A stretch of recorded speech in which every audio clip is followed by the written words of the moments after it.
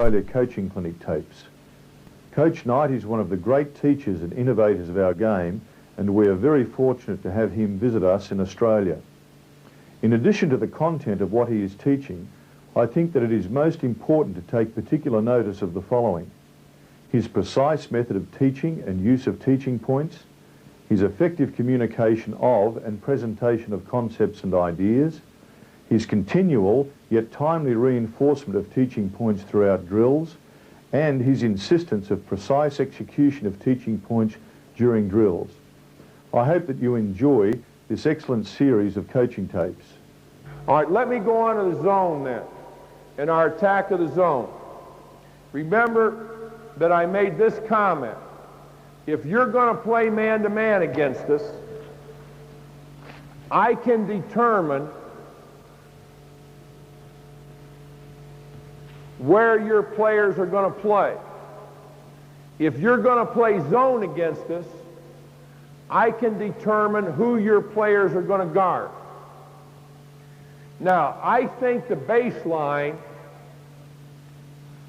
is a much more important area against zone defense than against man-to-man defense, because we can match a quick kid to a slow kid on your baseline. We can put a driver against your center. We can make your center cover a kid that can shoot it and can drive it. And if you're playing a 3-2 or a 1-2-2 zone, we can make him come out. If you've got a slower forward in a 2-3 zone, we play a quick kid against him. Or we reverse the ball and we bring the bottom man in a 2-3 zone up to cover this pocket area, as often happens. I'll show you how we get to this, which means that the center has got to cover the baseline. So I think the first difference between attack of the zone and man-to-man for us is a stronger emphasis on using the baseline against the zone. The second major difference for us is the use of the dribble against the zone. The standard approach to zone offense has always been to pass the ball. You know, I can remember as a kid, like a junior high school kid, a 13, 14-year-old kid, when you play against man-to-man, you move players. When you play against the zone, you move the ball. You pass the ball. Standard 1-3-1, pass the ball. 2-1-2, pass the ball. I think the zone is geared to play against passing. A key word in whatever you do against zone defense, I think, is the word distort. You're trying to distort the zone. You're trying to change the slides of the zone. You're trying to put the zone in something that it either doesn't want to be in or it's not used to being in. You distort what the zone does.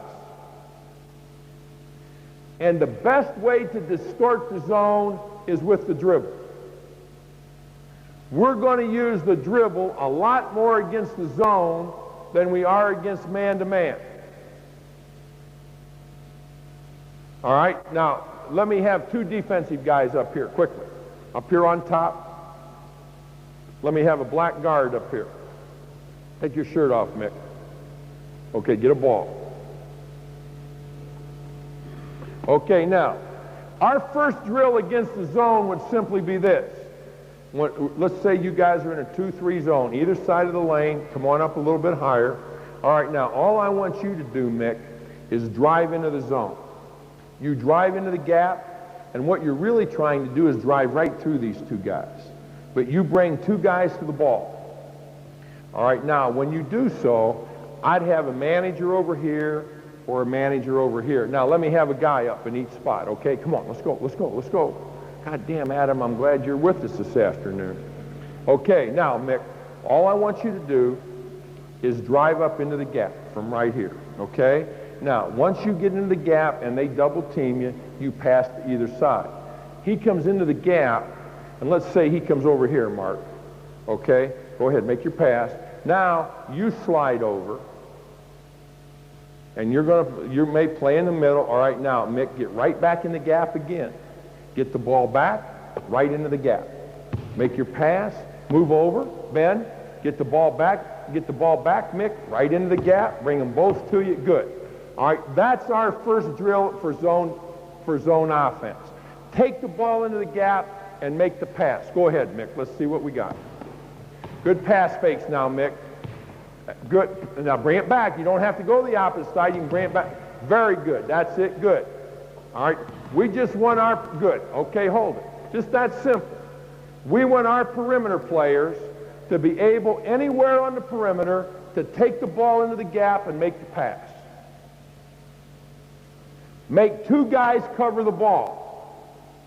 There are overlapping responsibilities in the zone. So bring two guys to the basketball. That gives us 4-on-3 on the rest of the floor. So somewhere we've got an opening. Let's take advantage of it. All right, now, let me have two more guys up here. Any two, let's go. Two guys haven't been, let's go. You two guys take the bottom now. All right, black. All right, we just changed this a little bit. And now what I've got is three offensive players rather, against 4 defenders. Now you guys just come out a little bit. Don't worry about the lane, we've got nobody in there. All right, now, all you guys are going to do, the 3 of you, is work on driving the gaps. You drive the first gap, Mick, make a pass, whoever you throw to drives his gap. And we just keep driving the gaps and passing the ball. All right, let's go.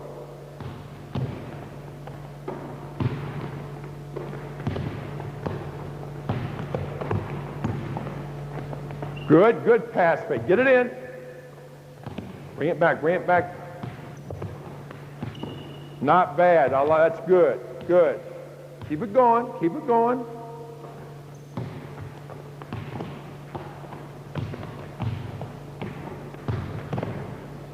All right, very good. All right, now, let me add one thought to playing on the perimeter against the zone. If, let's say that you come in here hard on him, all right, and you pass over here. All right, now, you make the pass, and maybe he's able to make one drive here, and he comes back to you with the ball. All right, now, we have a rule. Before you can pass the ball back to the same side, you have to cross the middle of the floor. But this becomes a hell of a pass, particularly if he's a good shooter. Now, when he brings it back to you, you're coming hard to the other side. The whole zone is going to move with you.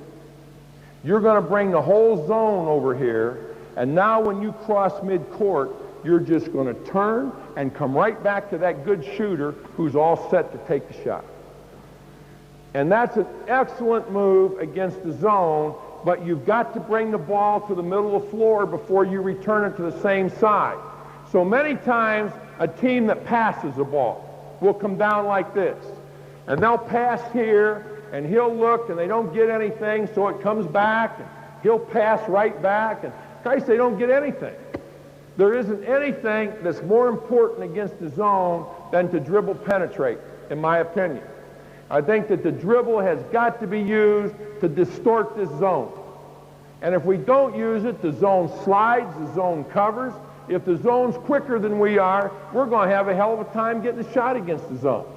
Because all we're doing is moving the ball. We haven't done anything to take them out of position.